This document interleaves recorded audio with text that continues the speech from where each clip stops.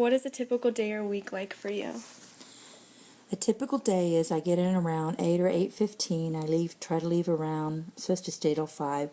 Try to leave by 5:30, but often I'm there till 6 or 6:30 or 7. Lots and lots of phone calls.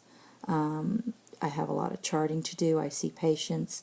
My job is lengthy because I do diabetes education, so I might, someone I'm starting on an insulin pump, I might be with I teach pediatrics, and so I might teach the child and their parents for 2 to 2.5 hours at a time. If we've got a newly diagnosed kid, that might be 3 hours, depending on if it's an inpatient or an outpatient. Inpatient takes much longer because you have lots and lots of interruptions with the nursing staff and food services and housekeeping and everyone else that's coming in the room interrupting you. And the child doesn't feel well, so that takes a long time. But if I'm doing office work, lots of charting, lots of paperwork. Even though we have electronic charting, lots and lots of paperwork still. Lots of forms to fill out, prescriptions to write, just lots of phone calls to triage for the physicians, and it kind of makes their life easier, but it's a lot of work. But I like it. I enjoy it. I like seeing patients better than I do, of course, paperwork, which I think most nurses like. For sure. What kind of education, training, or background does nursing require? First of all, if you want to be a nurse, I think you have to be a people person. You have to be comfortable around people. You are going to see people at their absolute worst when they need you the most, so you have to put away any kind of prejudices aside. You have to respect them for who they are. You have to respect their culture. You have to respect, for me, because I teach education, diabetes education, you have to look at their readiness to learn. Are they ready to hear what you need to have them hear? Sometimes you can't wait. You need to dive in and teach them these things, even though it's probably the hardest thing they'll ever do. So with me, I had a bachelor's of science in nursing. I knew I didn't want to just get an AA degree because I knew I wanted to do a lot more in my life with nursing, and I get bored with jobs, so I wanted to be able to have just a little bit more of a flexibility to do different things. So when I was a new nurse, I was planning on getting my master's. However, when I was 20 years ago, you had to be into management or teaching college to go into to get a master's degree. Now they have clinical ladders, so you can get a master's doing that. But instead, I fell into diabetes education, and I have a certification. I'm a CDE, Certified Diabetes Educator, and that's got me opened so many more doors and given me so many more opportunities to do what I do. So I don't really need a master's. It kind of replaced me getting a master's. So I'm exactly where I want to be. It's exactly what I want to do. That's good. How did most people get into this field? Like, what are common entry-level jobs? Common entry-level jobs. Well, I was in, when I did my prerequisites for nursing school, I took it was called a unit secretary class. I learned medical terminology. I learned how to process orders, that sort of thing. So I got a job at a small hospital over in Brevard County, and I worked as a telemetry technician, which I learned how to read EKGs when people would wear the heart monitors. We had a room where we would take 2-hour shifts to process orders, when we weren't in the telemetry room, but we just looked at EKGs all day long, the telemetry. And we would just alert the nurses if there was some kind of an arrhythmia or if their leads came off their chest or whatever. Yeah, well, that they usually call the code, but a lot of times it was artifact and it wasn't really a real heart rhythm. Usually it's because they were moving around or it wasn't on making good skin contact. So I did that job while I was taking prerequisites, and then when I finished prerequisites, that's when I worked as a clinical technician at Orlando Health years ago. And then they offered me, and I wanted to work on that floor as a general nurse, GN, they call them. I think that's what it's called, general nurse. They don't hire them like that. You have to be an RN to be working in a hospital. But back when I graduated, you could be a GN. until you passed your boards, which back in those days it took a good 8 weeks to get your boards back.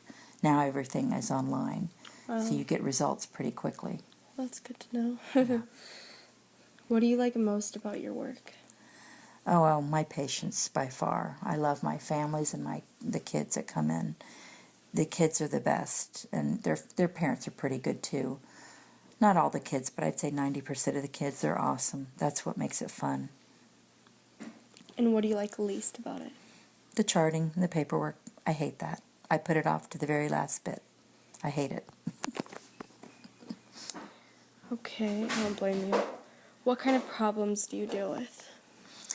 Well, the worst kinds. Luckily, since I work with pediatrics, the field I work in, you see a lot of sadness and a lot of dysfunctional families and children that really are neglected and not really cared well by parents, and that's heartbreaking. But in order to continue to do your job, you have to remove yourself from that and have compassion still, but you can't get too emotional because you just wouldn't be able to go to work every day. Oh, yeah. But probably the problems, I mean, I saw a kid today that's in foster care. Very tragic story. His mother was a heroin addict, and she was overdosed on heroin about 2 years ago. Yeah. And then her father was killed in a car accident on his way home from work. Just about a week or two after we had seen them for a follow-up visit. So he was living with his paternal grandmother, but she had some issues, so he's in foster care with a wonderful, awesome foster family. But he's a sweet little boy. He's 11. So there's sad things like that, and you just hope they have a really great future, and you just try to be positive and hope that they do well once they leave your practice, which we keep our kids till they're 18 or 19. So they have like a while. And you just pray is that they good. do well, and that's all you hope for the future for them. I just hope they do well, because I do worry about them. I feel like they're my own kids sometimes. Most of the time I do. I love them. I love them a lot. What skills, abilities, and personal attributes are essential to success in this job or field? I think you have to have a sense of common sense for sure. Some critical thinking skills, looking at a whole picture, not just focusing on one aspect. In mind, you have to really know developmentally, are they ready? Are the family, is it ready to learn? What's their learning deficits? How do you have to adapt to that? Cultural barriers, language barriers, literacy, what's their grade level? In my field, you have to have it at a 5th grade reading level, the materials, and hopefully you have things that are bilingual. And you just use a lot of visual, a lot of hands-on skills, and I think, certainly for a nurse you have to be compassionate, but reasonable, and also to, you kind of have to be kind of a referee, you have to be a social worker, you have to be a nutritionist, you have to be, pretty much a jack of all trades. You have to know when to say no. Nurses have a very difficult time knowing their boundaries and limits, and you have to know when to say no and not have people take advantage of you. And also parents in that way too, in a gentle way. You have to tell them this is not appropriate sometimes.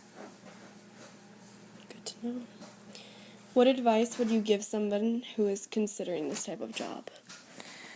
Definitely don't do it for the money. That's not at all. I'm not poor by any means, but I'm not rich, and absolutely nursing for me, I feel like is a calling. I can't imagine doing anything else with my life, and it's something that I think I was born to do, and it's what I have to do, and it's a calling. I don't know how else to put it. It's kind of like what God made me.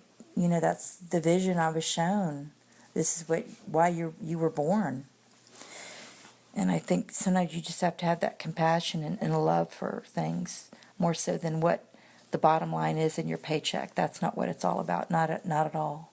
That's part of it, but it's definitely probably the least part, I would say. Okay. Is that it? Yep. Okay. Thank you very much. You're welcome.